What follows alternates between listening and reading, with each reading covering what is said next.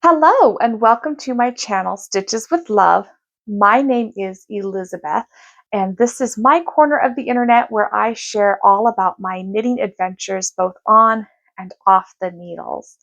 And I have a little bit of time before I need to go to work today, so I thought I would hop on here and do just a quick video because I've been inspired. So I recently was watching a video on YouTube about this woman who is doing a 1 year trip around the 50 states and visiting yarn shops in each one of them. And I thought that was really very interesting. I'm not sure how current this particular video is. I don't remember if it's recently or if it's something that was done some time ago.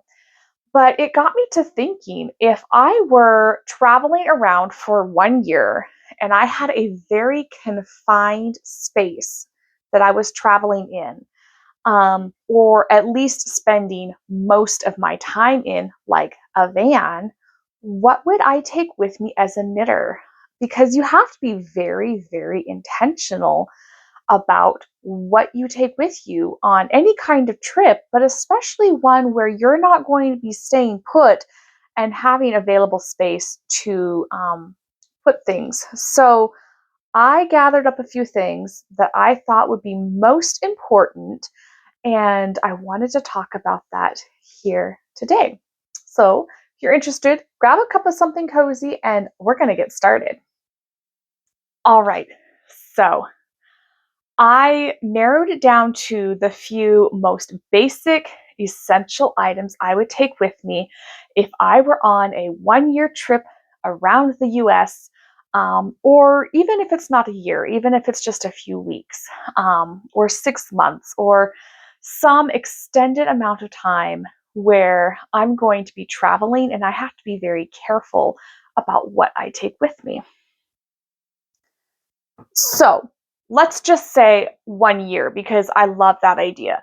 Now, of course, this is not realistic because my husband and I both work full time outside of our home and we're raising two very busy little boys.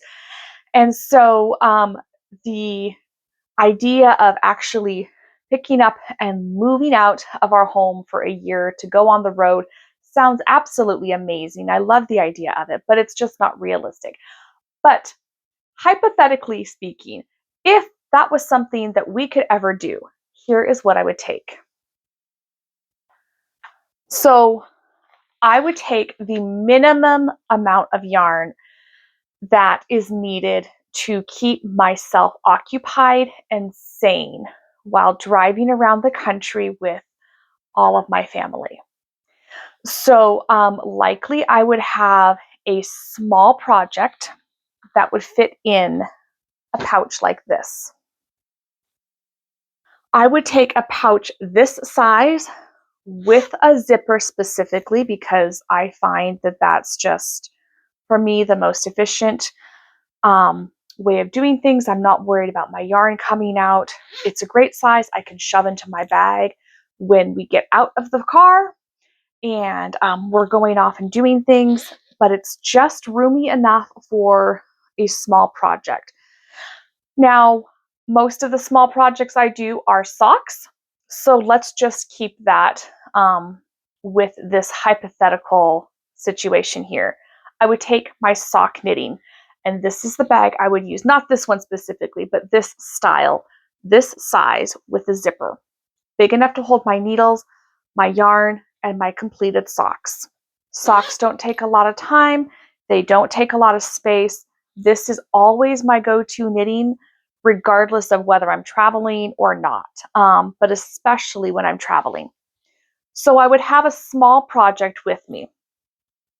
Now, hypothetically speaking, and I'm going to be gone for a year, living in a van with my family, I'm going to probably get a little bit tired of socks. So I would want to work on something a little bit bigger. So I would take this bag. This is big enough to hold perhaps a blanket project, which is not likely something I would be taking around on a trip like this, but let's just keep going. Or a sweater. Plenty of room for a sweater, plenty of room for my notions, my yarn, etc. So I would take this bag size, and I would take this bag size so that I have two different types of projects depending on what I'm doing and where we're going. Now, if I'm going to have a project, I'm going to need some notions to go along with it in order to complete that project. So you can't knit without knitting needles. And if I'm going to be stuck in a van for a year traveling the country with my family, I want to be as prepared as possible and take up as little space as possible. So I would take my set of interchangeable circular needles. This has different length cables and several different size needles. So I would never be without the size or length or anything that I would need for any of my projects that I would ever do. This is very compact. It's very small. I can tuck it into my bag. It's not going to take up any room. And then I can do all kinds of things. Sweaters, socks, dishcloths, whatever I wanted to knit can be done all on circulars and on my interchangeable needles because I can just change out the size I need. And then, of course, I'm going to need some notions. So I would take this little pouch of notions or some pouch of notions, maybe not this one specifically, but this one is my favorite because it's so cute. Look at this. This is an old 31 bags coin purse. They are no longer in business. You can no longer buy these. But I really love this one. So in here, I have instructions for my sock heels that I do. I have a little pair of scissors. Very compact. A tape measure.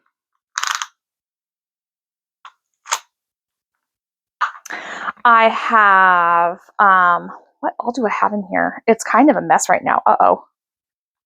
I'm dropping things. I have locking stitch markers like this that are useful for both counting rows and marking your place if you're needing to count stitches or divide stitches. I have little circle stitch markers like this that are good for keeping track of your stitches, where you are in the round on a pattern. And of course, I have my needle to weave in the ends or work seams if I'm sewing up something like a sweater. And all of that fits very perfectly into this little tiny pouch. Oh, criminy, hang on, I'm dropping everything.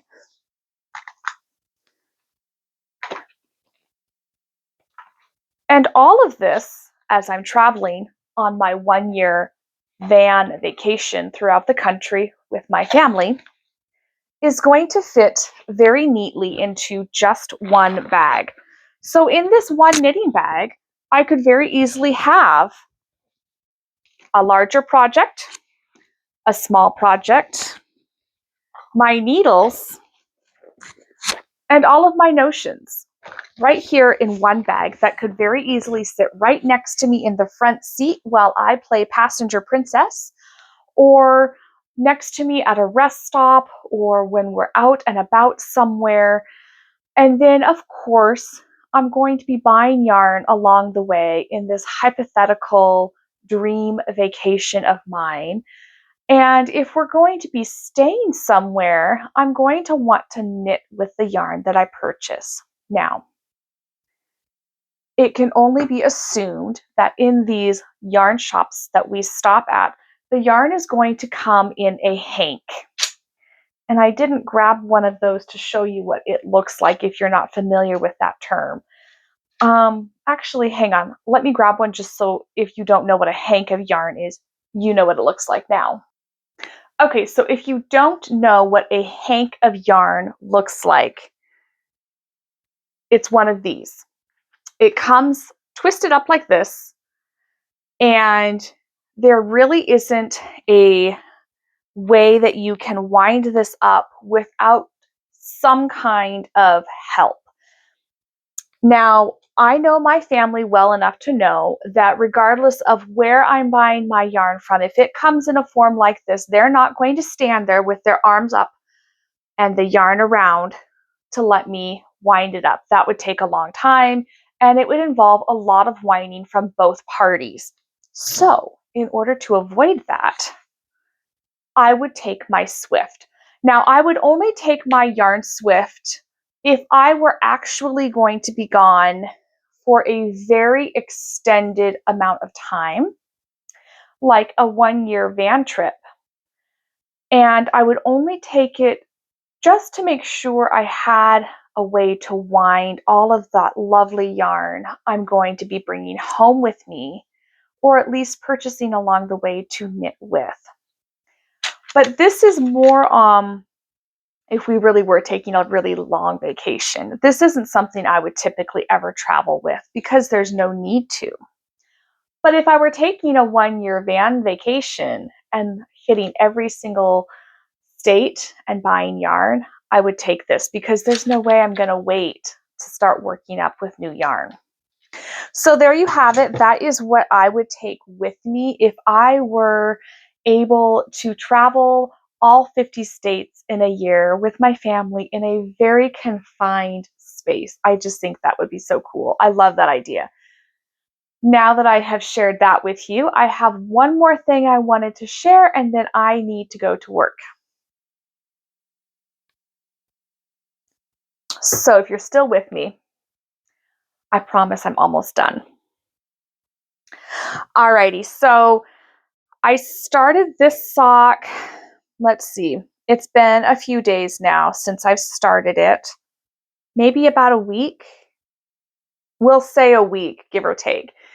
And this is as far as I've gotten. I have finished the heel flap, the turn, and I'm now working on the gussets on the 9-inch circular needles. So far, I really still like this method. I am going to finish this one and then do the second one using the same method. And I think so far I like it well enough to do socks like this moving forward. Maybe not all the time, but I think this might actually be my new go-to because the socks have worked up very quickly. There's really no sometimes you get what's called ladders when you're doing magic loop or double pointed needles. And I just really haven't found that to be an issue using this particular sock knitting method. And so I'm just going to keep going and going and going until I'm ready to do the toe decreases. And then I'll break out my one single circular needle and do magic loop for the toes. What I have discovered, I don't know how well this is going to show up in the video, but I marked with two little stitch markers here and over here. I marked kind of the halfway point. So it's kind of hard to explain, but I'll do my best. So I wanted to make sure I could mark where my gusset decreases begin and where the instep is, and then the heel of the sock. So I would say that if you're going to do this method, it would be really helpful to use two markers so you can mark on either side of your sock where your decreases are. When you're doing double pointed needles or you're doing magic loop method, I don't really find that to be necessary, but because there is such a small space to work with here, I highly recommend it. So far, 10 out of 10 as far as efficiency and ease. It's a bit cramped, I will say. And so I've had to kind of learn how to relax my hands while working the stitches, but I really, really like how this is turning out so far. All right, that really is all I have. Until next time, happy stitching, happy knitting, happy Thursday. And if you have a dream vacation that you've been wanting to go on, what would you take for your knitting project? What are the most essential knitting items that you would take if you're going on any trip, but especially an extended trip? Let me know in the comments if you're interested in seeing more of my content. Don't forget to subscribe. I do try to hop on here once or twice a week to put out new videos, and I would love to hear from you. Until next time, many blessings and happy knitting.